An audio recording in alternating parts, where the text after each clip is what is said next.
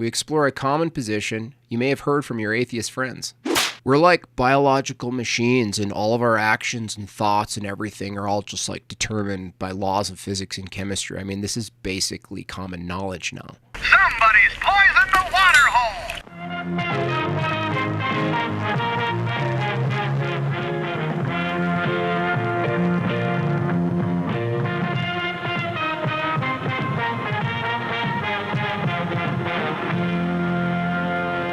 Welcome back everyone to Bridge the Divide, where I examine irrational beliefs, the irrational behaviors that often follow, and how we, with education, rationality, and reason, can bridge the societal divides that they create. Today, we're going to take a look at a video from a creator that I have really been looking forward to covering for some time now.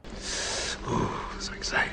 And that is, of course, the cringe and outrage apologist Jim Bob over at the channel Made by Jim Bob. Now, the vast majority of Jim Bob's content is really just him challenging well-understood and demonstrated concepts like the age of the Earth and evolution, and there have been a number of scientifically well-versed content creators that have taken his creationist buzzword-filled claims to task over the years, effortlessly exposing his lines of inquiry for the willfully ignorant deceptions that they are. But in this particular video today, which is apparently the second one in his series that Jim Bob is calling Arguments Against Atheism, touches more on the field of philosophy than it does science, because in it he is directly addressing the problem of evil. And yes, I am already right there with you. If Jim Bob actually believes that the problem of evil applies in any logical way to atheism itself, then the extent of his philosophical bankruptcy runs far deeper than any of the Christian creationist clickbait titles he uses for his videos. But that's enough poisoning the well. Well, as much as the well can be poisoned any further in regards to Jim Bob's content. So if you would like to see exactly how this particular theist contorts the Epicurean trilemma into an argument against atheism, then I suggest you stick around, because the logic here is going to get truly astounding. In this episode, we take a look at the very popular atheist argument called the argument from evil, which is often claimed to be a defeater to God's very existence. That's not entirely accurate. I know it's probably pointless to repeat this to you, Jim Bob, but when you reference certain philosophical concepts like the Epicurean trilemma, it really helps if you represent those concepts accurately by utilizing the correct language. I know, such underhanded tactics are in line with your general branding, shorthanding things in such a way that you can smuggle in unrelated topics, or create false equivalences so that you can attack something that isn't even remotely related to the topic. But given the extremity of your persistent haughtiness, I'm going to hold you to a much higher standard today. You often claim that you understand these topics implicitly and that you want to talk about them with atheists, so let's make sure that you're doing it correctly. The Epicurean trilemma, or more popularly known as the problem of evil, functions as an internal critique of a specific theistic worldview, meaning that it starts by assuming that worldview's God claim, and then points out how a logical contradiction is entailed by the parameters of that claim. This is done either by demonstrating how the parameters themselves, like simultaneous omniscience, omnipotence, and omnibenevolence, entail a logical contradiction by virtue of their logical entailments, or by demonstrating how a specific demonstrable observation of reality contradicts those parameters. The first major issue here, Jim Bob, is that you've kicked off your video by misrepresenting the problem of evil by presenting it as something that atheists often utilize to justify a positive position that a god or gods do not exist, but that of course would be a non sequitur. But that of course is not what the problem of evil is doing. The trilemma is not a defeater for all god concepts, such as classic deism, dystheism, or maltheism, and thus it is not a justification for claiming that no gods exist, which, by the way, is also not what atheism is doing in and of itself as a self-identifier. Because the trilemma is merely a defeater for one very specific version of a god that possesses specific attributes that entail a logical contradiction when it comes to addressing the existence of evil and or suffering in a system when, for all intents and purposes, nothing can exist that this entity specifically does not desire to exist. And I get it, Jim Bob, I fully understand the reason you're misrepresenting it like this is because you've been deceived into believing that only your version of this specific entity with these specific attributes can logically exist, which essentially means that what you're doing is performing an external critique of the non-theistic worldview from the position that aspects of your worldview that you assume to be true are also true in the non-theistic worldview, and that is not how that is done. A good example of this is when theists who believe that good and evil are are objective aspects of their worldview by virtue of their God, argue that the atheist, who does not believe a God exists, must then provide an alternate explanation for the objective grounding of good and evil, which of course assumes the false dichotomy of morality being either objective or non-existent. Your approach is also problematic, Jim Bob, because unless you're willing to commit certain logical fallacies, you cannot show a logical contradiction entailed by a different version of a God existing than the one that you think exists, such as an entity that creates but is only concerned with creation and not the fine details of the creation, or an entity that creates simply as an undiscovered function of the greater universe, or even an entity that creates because it derives joy from the suffering that occurs within its creation, which of course is just you assuming that there are only two logical options, your specific God or nothing at all, and that is yet another false dichotomy. Also, while I'm fairly certain that there are atheists out there who lack the philosophical acumen to understand why the trilemma is not a justification for a global position, it would behoove you, Jim Bob, to not commit the composition fallacy of concluding that what may be true for a portion of the atheist community is true for the entirety of the atheist community. So, not even 9 seconds in, Jim Bob, and you've already demonstrated that the subject of your video is predicated upon a willful misrepresentation and a number of logical fallacies. And for someone as petulantly smug as you often are, this is not a great start. Welcome to Arguments Against Atheism. I'm Jim Bob. I'm here to give you the goods. And by goods, he of course means a weakly crafted attempt to appeal to the anti-intellectual nature of a certain subset of the evangelical community, with the express goal of getting paid for selling them the very validation that their biases so desperately desire. So what is the argument from evil? I'm curious if this is going to be a history lesson or yet another misrepresentation. I don't want to straw man it, so let's get it in precise form. The argument from evil goes as follows. Premise 1, God is omniscient, omnibenevolent, and omnipotent. Answers that question, it's a misrepresentation because that is not the first premise of the Epicurean trilemma. Which goes to show once again, Jim Bob, that you either haven't done the research and you're just regurgitating the crap some other apologist vomited into your mouth, or you're deliberately misrepresenting it so that you can twist it to fit your narrative. Now to the audience, hold tight for a second because we're gonna go kind of deep to make sure that you have all the right information. And I promise to try and make it as painless as possible.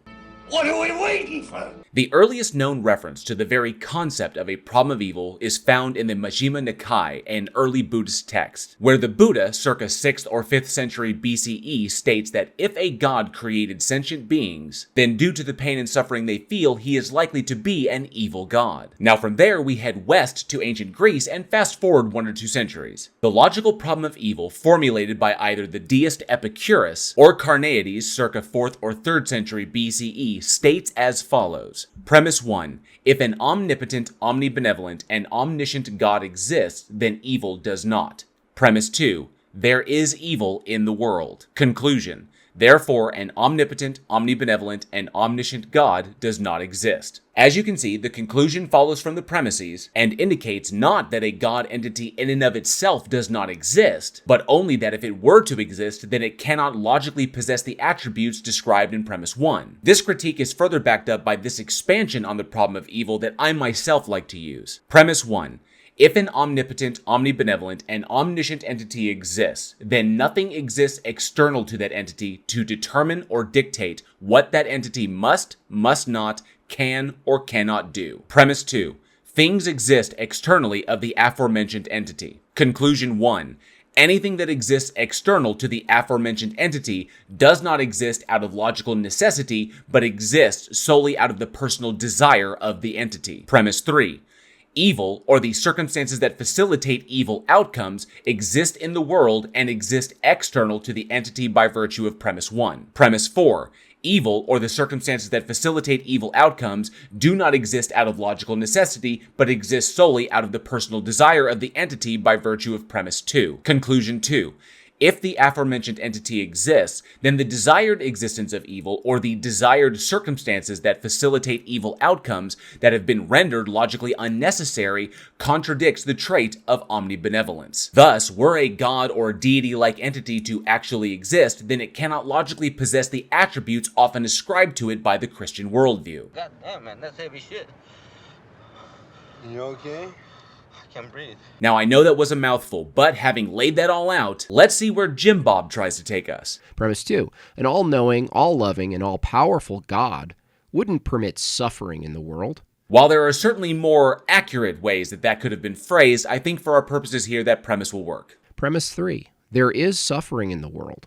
Conclusion, God knows suffering will occur, so he either can't stop suffering, so he's not omnipotent, or he refuses to, so he's not omnibenevolent. It's not worded as well as it could be. For instance, in premise 2, it should state that an all-knowing, all-loving, all-powerful God wouldn't logically need to permit evil and or suffering. And while that is not the original phrasing of the trilemma, or even the phrasing that David Hume worked with, I think it serves its purpose. Alrighty. Did you see any obvious problems? Well, I've already pointed out exactly how it could have been worded a hell of a lot better. The primary issue is with premise 2, because instead of addressing logical necessity, you simply use the term wouldn't, which allows for far too much wiggle room for the theist to commit appeals to mystery or arguments from incredulity. But while some internet philoso-chads with absolutely nothing else going on in their lives would take the time to hammer you for your lack of precision, I personally think that the point you're trying to get across is clear enough. But what do you think is the issue with the syllogism, Jim Bob? Throw me with your acumen. And I do mean other than the fact that it's a total misrepresentation from the jump, of course. I did. Premise 2 states an all-knowing, all-loving, and all-good God wouldn't permit suffering in the world. Yeah, it wouldn't permit it because it is logically entailed by the first premise that it wouldn't logically need to permit it. Well, why not?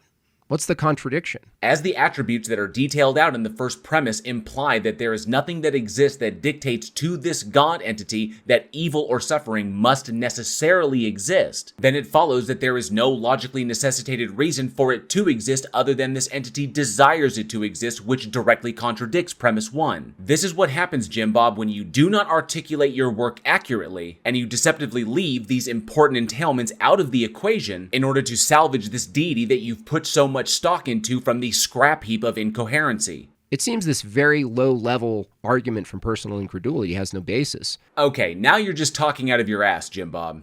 Asshole mio! And I warned you about how your choice of verbiage could leave room for this. It's not personal incredulity, it's a logical entailment. It's taking the parameters that are set by premise 1 and then showing how the existence of evil, or the very circumstances that lead to evil outcomes, are in no way logically necessitated to exist by anything, and yet they still do. The only way that you could assert that this syllogism is born out of personal incredulity is if first you commit all the prior logical fallacies that I've already mentioned, and then you commit an appeal to mystery fallacy, that evil and or suffering exists for some reason that is unknowable to humans, a la Isaiah 40. Mistakes like this occur, Jim Bob, when you argue against the internal critique, but you allow the false dichotomy of your worldview to force you into a logical fallacy to defend your position. It's tactics like this that demonstrate to me, and hopefully to your audience, how insidious some individuals can be when they argue for the validity of their cult beliefs.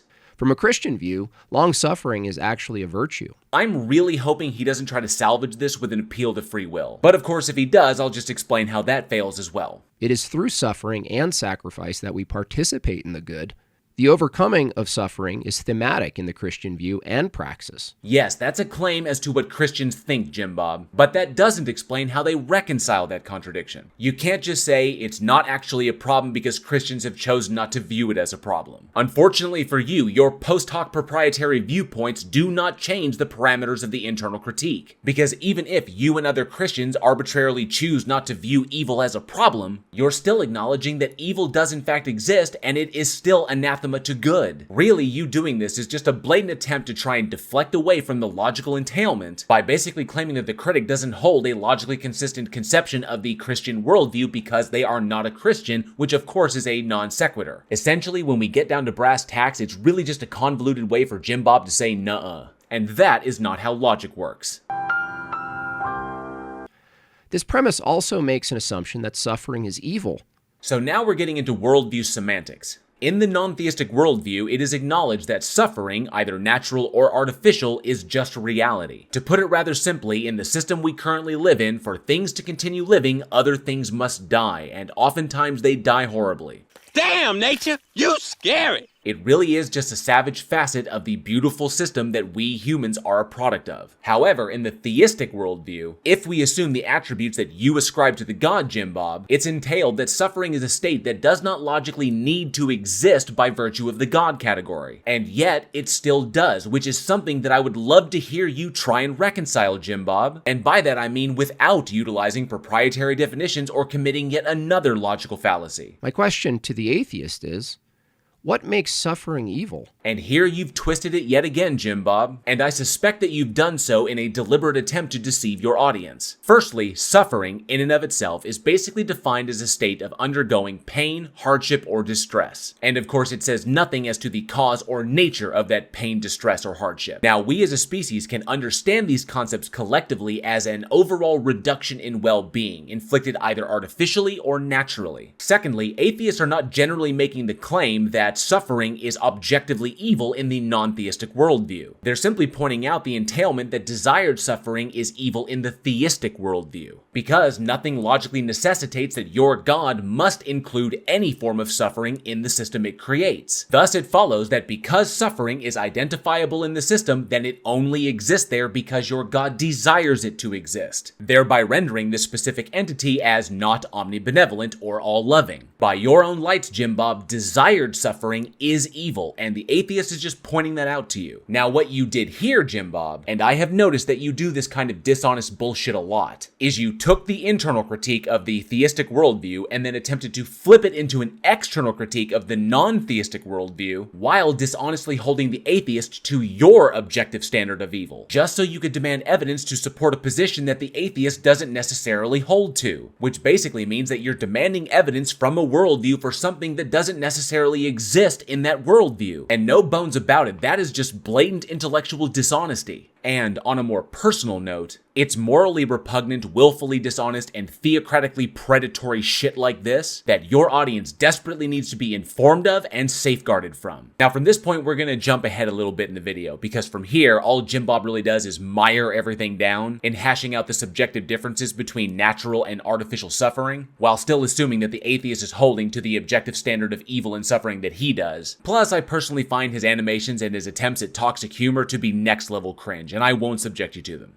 Now, a very similar position on morality was introduced and made popular by atheist Sam Harris in his book, The Moral Landscape. What exactly does Sam Harris have to do with any of this? Your focus needs more focus. While I agree that Sam Harris is a prominent atheist, he is certainly not the authority of atheism. He does make some excellent points in his book, The Moral Landscape, but none of this is relevant to how you reconcile this contradiction in your worldview. And from here, we're gonna jump ahead again because of more cringe animations and some truly atrocious voice work. And because Jim Bob just continues to mire everything down in semantics so that he can continue dancing around the issue. None of it actually addresses the internal critique in any way, shape, or form. It's all just a Nowakian deluge of post hoc rationalizations in order to avoid it. What if we grant the atheist that evil exists in the world? That's not something you have to grant us, Jim Bob. Your own holy book, the one that sits on your nightstand next to your lubriderm tissues and lipstick-stained picture of Ronald Reagan, expressly states that evil exists and that evil was created by your God. Atheists agree that evil exists. We just don't think a God created it. We fully understand that evil is a term that we as a species have collectively agreed to use to describe specific actions with specific outcomes. But that ultimately that which is evil is subjectively determined, meaning mind dependent. You keep trying to hold the atheist to the standard of evil that exists in your worldview, Jim Bob, which I've said before is not how you run an external critique.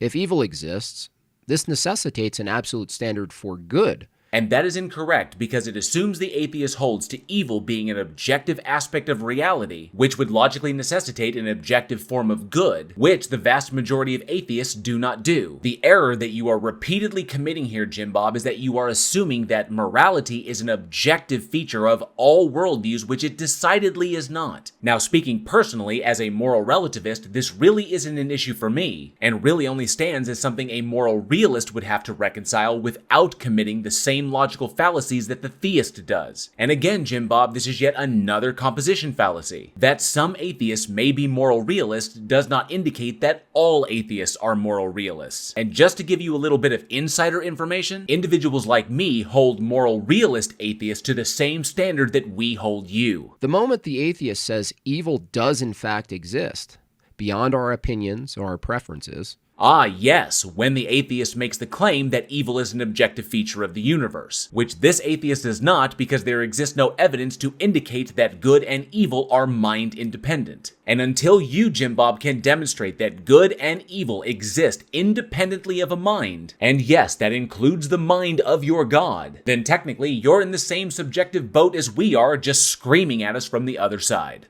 Then they are also saying an absolute standard of good exists. Yes, that's all been explained, but the question still stands. Without using proprietary terminology or appeals to mystery, how exactly do you reconcile the internal critique? Despite all the varying nonsense that you filled your video with, you still have yet to address that. So, what is this good standard? We've already established that it's not maximum well-being, because the maximum well-being can be attained through causing suffering to others. Yeah, that would be the subjectivity that I mentioned earlier, and it's completely irrelevant. In conclusion, the problem of evil, or the argument from evil, quite easily reduces to a Reddit-level slogan. Ah, so I see. You've either recognized that you cannot reconcile it without committing a logical fallacy, or you just flatly don't understand it at all. So you've concluded that insulting the critique is just gonna make it go away? Man, and here I was expecting something like an appeal to planting a party. But I suppose when you refuse to do the work yourself, the best you can do is just fall back on the errors that people before you made. Ultimately, Jim Bob, you misrepresented atheism, you misrepresented the problem of evil, you committed numerous logical fallacies, you projected your worldview onto atheists in a piss-poor attempt to trap them, and in the end, when you recognized that your bullshit Theodicy didn't save the day, you just hand-waved the issue away with a parting insult, and never once did you attempt to engage with and logically reconcile the issue at hand. Honestly, it's really hard not to conclude that the recent precipitous decline in apologetic standards is a direct result of those that know that they don't work finally keeping quiet, and in turn leaving the desperately ignorant to flail around and fend for themselves. And from here, we're just going to go ahead and skip the last section of its video because it's just more attempts at cringe humor and yet another misrepresentation of the non-theistic worldview, because Jim Bob essentially implies that if evil is in fact subjective, then it doesn't actually exist as a standard at all, which is literally a position so dumb that it doesn't even require a rebuttal. So, the question is, where do we go from here?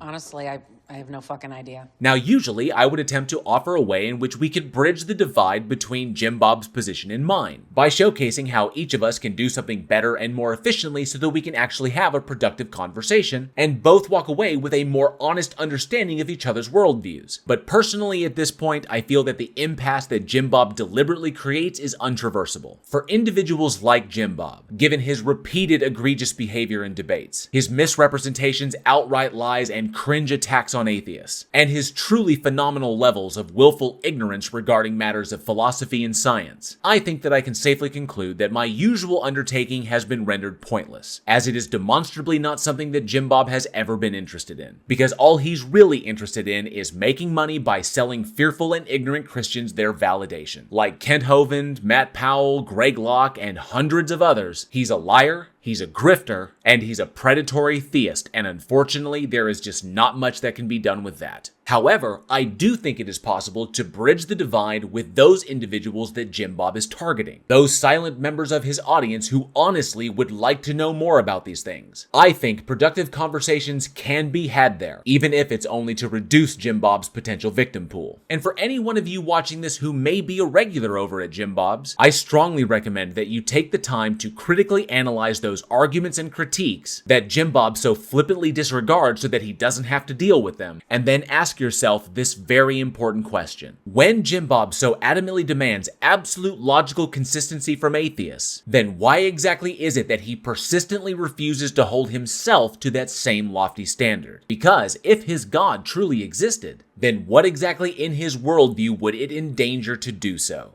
Thank you all for watching. I hope you enjoyed the video, and if you did, please like, share, and subscribe, and hit that bell for notifications. And be sure to leave a comment below. I love reading your responses, and those interactions help with the dreaded algorithm. Don't forget, March is Disability Awareness Month. A link on how you can support these efforts is down in the description. And if you love scary movies, be sure to check out me and my filmmaker friends over at the Week in Horror podcast, now in our 5th season. Everything you need to become a channel member here, get yourself some official Bridge the Divide gear, an official Darth, Dawkins Squeak toy, or support the podcast is down in the description. Once again, thank you to each and every single one of you for your continued support, and as always, be safe, be excellent to each other.